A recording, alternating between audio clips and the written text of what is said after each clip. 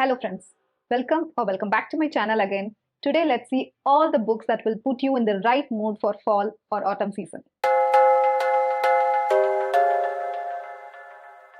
I just can't believe that we are already into the last quarter of this year. We have come to the very near of 2026, which is insane. I have no idea where 2025 went this year, but nonetheless, this is the reality, so we have to deal with it. And it's the ninth month already, and luckily, ninth month comes into a very important change in nature all over the northern hemisphere. It's not much visible in my city or my area. I kind of find summer throughout the year, but it's not the case with majority of the northern hemisphere where fall hits. If you don't know how the fall will be, I'll pop up some images, some aesthetical images of fall, where the nature is changing itself, it's preparing itself for winter. I feel like this is a very important part of the time because it makes us reflect upon many things that we carry within ourselves. So I tend to reevaluate my reading, reevaluate my life, everything, and I tend to be very mindful about my reading. And I always prefer to read books that are set in fall, that has fall aesthetics, just to lift up my mood. I totally love fall and winter months. That's the month I thrive. So I've said so much about the months now. Let's see what are the books that will put you right into the fall mood. The first book that I want to tell you about is the ultimate fall book, and that is The Pumpkinheads by Rainbow Rowell. And this is a graphic novel. I think you might have seen this book in my channel multiple times because I keep recommending it, and I will keep recommending it until every one of you read it, because it is such a lovely graphic novel with such a beautiful cartoons inside. The illustrations are so good, and the tone, the color, and it is perfect for fall. It happens during a fall season, and these two characters are working in a pumpkin patch where they produce pumpkins and sell. So they literally make a carnival out of the pumpkin sales in their area, and these two kids are volunteering and they're working part-time there, and this is the last time they're going to work there, and they're going to go with their own lives. One is going to go study abroad and one is going for a job or something like that. So this is their last pumpkin patch. They are planning to make the best out of it. They're having so much fun, and you will have so much fun too if you pick this up. This is literally good. I tend to read this book every fall just as a kind of, what do you call that, a ritual. Just as a ritual, I read this book every fall just to put me in the right mood, and this has never disappointed me. At whatever mindset I read this book, it is always pleasing me with so much beauty, so much fun, and this is a perfect fall book. If you haven't read this before, please do check that out. The next two books is also some of lighter read fall books that will just give you the aesthetics of fall. And the one book that I'm going to talk about now is a one that I read earlier this year and loved it, gave 5 out of 5 stars. And that is a middle grade book, The Incorrigible Children of Ashton Place by Mary Rose Wood. This is about Penelope Lumley, this girl, and she is going as a governess to a mansion where there are 3 children who are actually being raised by wolves, and they are found in the forest and they are now brought into the mansion, and she has to make them obedient, make them learn culture, make them learn the ways of normal human being. And it is a Himalayan task, and it has a tinge of suspense and mystery to it too. But I loved traveling with this character. I loved every second of it. Just look at the cover, it screams autumn. And the cover was the one that captivated me. So I was very, very interested in reading it, and I loved it so much.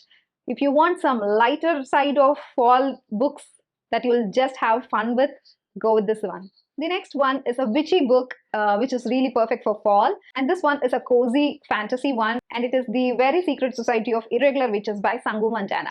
And this is about Mika Moon. She is actually a witch, but trying to be a witch on internet, like faking to be a witch, but she's actually a witch. And a group of people finds her out and calls her of her true nature, and asking her to teach witchcraft to 3 children in the mansion. And it was so heartwarming, so good. It is really how it is marketed to be. It's really cozy, and it's a wonderful, light-hearted fantasy. You will never go wrong with this. I had super fun, 5 out of 5 stars. And I read this last year, I think, but still I think about this book. It is really, really, really good witch story. The next set of books are all gothic books, which are really, really good for this October and September month. I just want to start this gothic books by giving a huge shout out to this book that I'm currently reading, and that is Jane Eyre by Charlotte Brontë. This is chef's kiss for gothic literature. It is so good, so atmospheric, and so chilly, and so mysterious. Oh my God, I would love to trade my life with Jane. That is how I felt. It is really, really good. The romance in it, the tension between the characters, everything was top notch. I was like, I'm still reading through this book and I am currently two-third. I think this much I have left to finish, but I totally love it. And I know for sure that this is going to be my all-time favorite book for years to come. And I am so much in love with this book. And I just love the perfect timing of this season and this book. It's just, I just can't explain how good it is making me feel. I just love this book. I highly, highly recommend you to read Jane Eyre during these months if you want to get the most out of it. Speaking of gothic books, how can I not include recommendation from my favorite author, who's Daphne Du Maurier? And the book that I want to recommend is The Birds and the Other Stories. This was creepy as hell, to be honest. Nothing makes sense. Nothing is normal in this collection. Everything has a tinge of paranormal or tinge of creepiness, eeriness. It is really, really perfect for this season. I felt like I've never read Edgar Allan Poe, but when I read this collection of short stories from Daphne Du Maurier, I felt like I'm reading Edgar Allan Poe. So this is a collection that you can read as like a whim. Like there are a lot of short stories in it. You can read one every day to keep that atmospheric momentum going on in this season. It is really good. I highly recommend you to check. Also a Daphne Du Maurier book, which is like the second favorite of her work, and that is My Cousin Rachel. This is like, oh my God, Rachel really intrigues me. Rachel is one mystique character that I cannot figure the hell out of her. Like she is good and bad, maybe worse. I don't know. That is how she will keep you guessing if she's really good or not. And that is the state of mind the main character also has in it. It's really good. I just can't believe how good Daphne du Maurier write women in her books. She gives them all a suspenseful, mysterious outlook to them that really no one else does that. I really, really love it. And this story is about Philip and Rachel. Philip is Rachel's husband's brother, if I'm saying that right. So that brother Ambrose dies of mysterious circumstances, and this guy Philip thinks that Rachel is the one who killed Ambrose. But when he finally meets Rachel in person, he just can't escape from her, the kind of eccentric aura that she has. Like he's being pulled to the light like a fly. That is how attractive she looks for him. Although he suspects that she is the one who killed his brother. So from the premise, it's really, really very sounding promising and everything. So this delivered that too. It was really good. I finished this in a single day, and the atmosphere here for this season was immaculate. Okay, the next book is maybe not for everyone, because even I struggled reading it. I had to pull through this, but it really pays off. That is The Shadow of the Wind by Carlos Ruiz Zafon. And this book is a translated work from Spanish, and this is set in 1950s Barcelona, and it is just after a civil war. I really did not get the historical references. It is supposed to be very, famine rich, hunger rich time, and it is a time of chaos just after civil war. I did not understand completely about the history of Spain during that time, but the book itself was so good, so atmospheric, and it will just put you in the right mood for fall, because this has some tinge of paranormal suspense, thriller, and you will keep on guessing what is happening, and there's a lot of drama to it. It's really nice. It's about a guy who finds that his father is a keeper of lost books that are kept hidden, like a secret society for bookkeepers. And one day he finds that out, and he has to guard a book by his life. And by the time he finds that book, everything is very mysteriously happening in his life. Someone is trying to destroy that author's book continuously, and he has to figure out why. It's really, really good. You just have to try it. You really have to try this book at least once in your lifetime. The next book, I don't see many of the booktubers or anyone on the internet talking about it, but this is one of my favorite book, and that is The London Seance Society by Sarah Penner. She has written only 3 books now, and I have read 2 of it. Both of them were really good. And this one is really perfect for October and September season because this talks about seances. And the lead character, Lena, there's a girl, 18-year-old girl. She is trying to figure out why her sister died. And her sister was in the cult of a group who are trying to do seances and talk to ghosts, something like that. So she's trying to figure out why her sister died. And this is really, really good. It's atmospheric. It's set in 1873 London, Victorian London. That is the setting I just love to read in a book. Something nostalgic, something captivating is there in that kind of setting. So that is how this book was. It was really good. I read it in over a weekend, I think. It's fast paced. It has a female badass character. It has seances. It has ghosts. What else you need for October read? Just pick this up. Next up, we are going to talk about a fantasy book that was really perfect for fall. That is The Letters of Enchantment duology. The first book is Divine Rivals, and the second book was Ruthless Vows and is written by Rebecca Ross.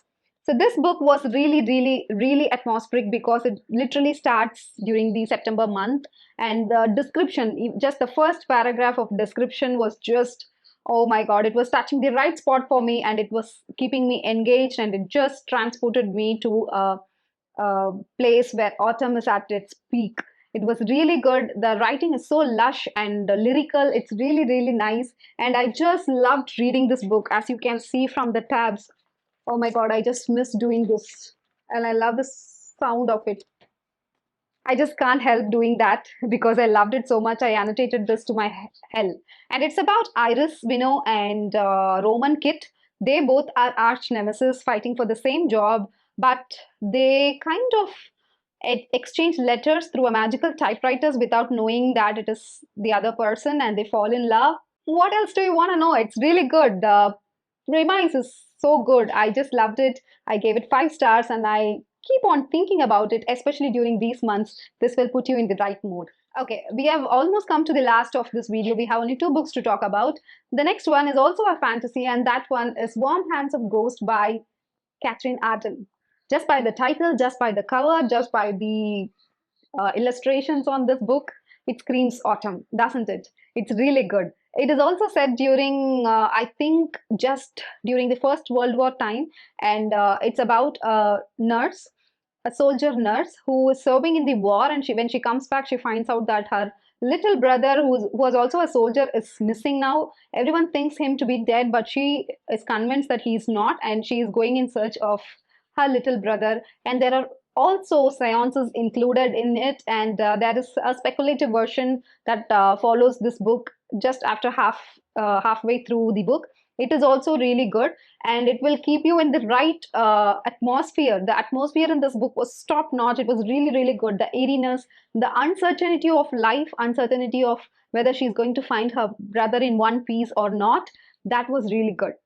So this also is really, really, really I'm just keeping on saying that it is atmospheric, but it does. Every book in this pile is really atmospheric, and I just want to tell you that again. And look at the tabs. This much. Oh my God, it's so satisfying to look at the annotated book. It's really good. Katherine Arden is the same author who has written the Bear and the Nightingale series, which is also very good, and that is really apt for winter, but this one is apt for fall. The next book is a straight out horror book. I don't know whether this will give you that fall autumnal vibes, but the fear itself felt like it is apt for fall. And this is the only book and the first book that I read from this author, and I'm so much proud of myself because this is the first time I'm trying Stephen King, and the book that I read is The Outsider.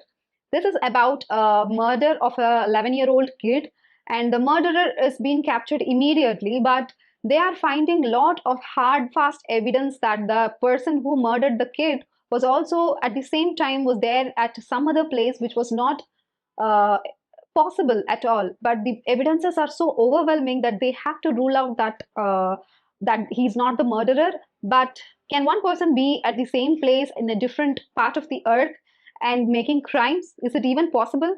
That is the suspense that this book is exploring. I just loved reading this book. It was so atmospheric. I just owe it to this author that he builds up tense and terror so well, so slowly and so peacefully. It's really good. This reminded me of a movie, a Korean movie called The Wailing. I watched it the other day, and this reminded so much of that book. And by the way, that is also a very good movie, a horror movie. If you want to check out, you can do. But I feel like they both had a lot of similarities. I just loved it, and I highly, highly, highly recommend you to check out. So that's it, guys.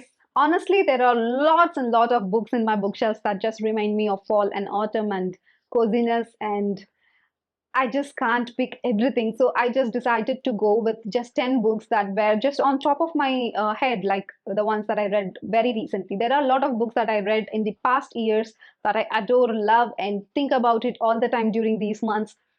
If possible, I'll try to make another video, but let's hope so. So that's about it. Until I see you again in a very next video with the bookish content, this is Sushmita signing off. Keep reading. Bye bye.